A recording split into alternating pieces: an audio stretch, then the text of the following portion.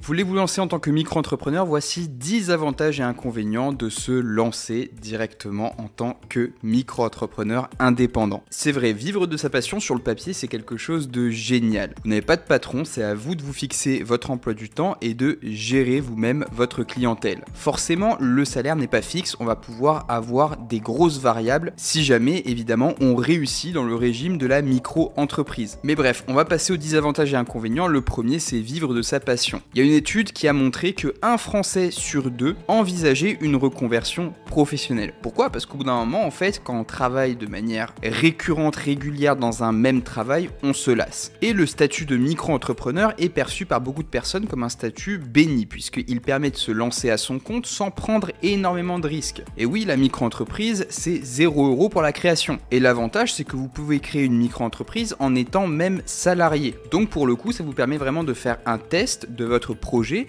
et voir s'il est concrètement viable dans un laps de temps assez court. Deuxième avantage, c'est la liberté de choisir ses projets. Vous pouvez travailler dans ce que vous voulez. On ne va pas vous forcer à faire un travail en particulier, vous allez pouvoir choisir les tâches que vous allez effectuer, vous allez pouvoir choisir vos collaborateurs, vos clients, évidemment dans une certaine mesure, puisque au début on a forcément besoin de chiffre d'affaires, donc on n'est pas trop regardant vis-à-vis du client, mais concrètement, au bout d'un moment, techniquement, si vous arrivez à vous épanouir, vous allez pouvoir trouver et choisir vos clients. L'avantage également avec la micro-entreprise, c'est que pour le coup, si vous avez 2 activités qui vous plaisent, vous pouvez les renseigner, une comme une activité principale et l'autre comme une activité secondaire. L'activité principale sera celle qui génère le plus de chiffre d'affaires et l'activité secondaire viendra complémenter l'activité principale. Si vous le souhaitez, vous pouvez également supprimer des activités si vous voulez vraiment complètement changer d'activité. Troisième point, vous êtes libre géographiquement. Ça, c'est un avantage qui est vrai, mais quand même, il faut le prendre avec des pincettes, parce que pour quelqu'un comme moi, par exemple, qui travaille avec son ordinateur, je suis libre géographiquement, je peux travailler n'importe où, mais c'est pas forcément vrai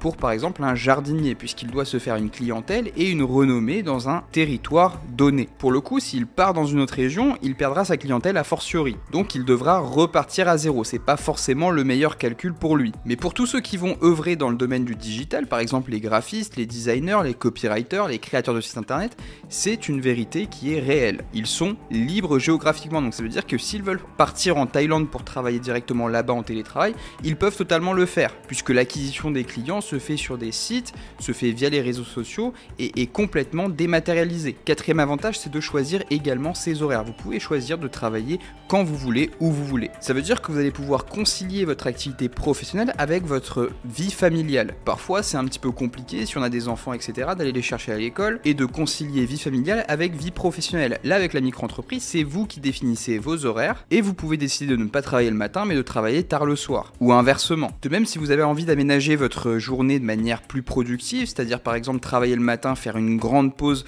en milieu d'après-midi puis reprendre par la suite, vous pouvez totalement le faire et vous serez même plus productif. Cinquième point, c'est la perspective de revenus illimités. Comme je vous l'ai dit tout à l'heure, en étant salarié, vous avez une fiche de paye qui est bien définie et vous n'avez pas vraiment beaucoup de marge de manœuvre en delà de ça. Vous allez toucher tous les mois le même salaire. En micro-entreprise, pour le coup, si vous excellez, vous pouvez par exemple toucher des montants qui sont plus importants qu'un salarié pour 35 heures. À titre d'exemple, un développeur web perçoit en moyenne 570 € par jour. Mais encore une fois, ne confondez pas chiffre d'affaires et chiffre d'affaires net. Là, pour le coup, il y a quand même les cotisations sociales à enlever, parce que de ces 570 €, vous n'avez pas touché l'intégralité. Mais même avec déduction faite des cotisations sociales, on est quand même sur quelque chose de beaucoup plus intéressant. Sixième point, il y a quand même des limites qui sont floues entre la vie privée et la vie professionnelle. Parce que pour le coup, de manière générale, vous travaillez chez vous, donc en soi, vous êtes tout le temps dans votre environnement de travail. De manière générale, comme vous êtes indépendant, vous avez tout à faire. Vous avez la comptabilité, la prospection de clients. Donc de manière générale, si on sort du travail effectif, vous passez plus de temps à faire toutes les autres activités qu'à exercer votre activité même de micro-entrepreneur. Donc a fortiori, le micro-entrepreneur va travailler beaucoup plus qu'un salarié, puisque forcément il doit faire toutes les autres tâches qui s'accompagnent à ses prestations. Septième point, c'est aussi une limite, c'est des revenus qui sont instables. Vous allez le voir, dans tous les secteurs d'activité, il y a plus ou moins des saisons, il y a une certaine saisonnalité, et d'un mois à l'autre, les revenus peuvent être complètement différents. Il est possible par exemple de faire 1 000 € un mois et 5 000 € l'autre mois, mais le fait d'avoir fait 5 000 000 € ne vous garantit pas de faire 5 000 € le mois suivant. Et il y a une étude de l'INSEE de 2019 qui montre vraiment qu'il y a une grande précarité dans le secteur des micro-entrepreneurs et qu'en moyenne, ils n'arrivent à générer que 600 € par mois, ce qui est vraiment très très faible. Et il n'y a que 10% des micro-entrepreneurs qui arrivent à générer 1500 € par mois, donc c'est vraiment quelque chose d'assez restreint. On voit que même si le statut est ouvert à tout le monde, il y a des difficultés qui sont inhérentes au fait d'entreprendre seul tout simplement. 8e point, c'est la charge mentale qui s'accompagne de ce statut, puisque forcément tout repose sur vous,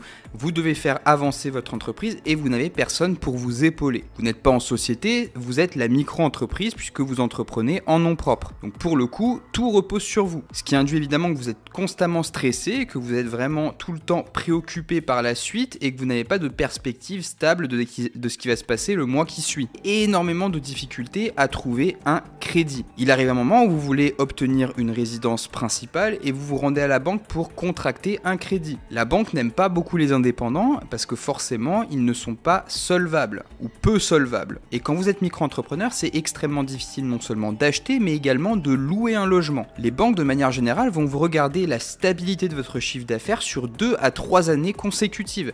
Si vous ne pouvez pas justifier de ces 2 à 3 années consécutives et en plus de ça d'une stabilité, vous êtes très peu à même d'avoir un prêt immobilier. 10e point, l'indépendant, il est tout le temps seul. Quand vous travaillez en tant qu'indépendant, vous n'avez pas d'associés, vous n'avez pas de collègues, vous bossez tout seul. Et pour le coup, ça peut être pesant au quotidien et ça peut faire baisser la motivation. Donc ça, c'est aussi quelque chose d'important qu'il faut également prendre en compte parce que forcément, si vous êtes tout seul tout le temps et que tout repose sur vous, vous allez commencer à déprimer et a fortiori, vous allez abandonner le statut. Ça veut dire que si vous voulez être micro-entrepreneur, ce que je vous invite à faire, c'est vraiment avoir un plan précis et à savoir ce que vous faites et pourquoi vous le faites. Il faut vraiment avoir les idées claires, il ne faut pas partir dans le statut au pif, il faut avoir un plan et s'en tenir au plan. Sur ce, j'espère que la vidéo vous a plu, si c'est le cas, n'oubliez pas de vous abonner, de mettre un pouce bleu et je vous retrouve sur les 2 vidéos qui s'affichent à l'écran.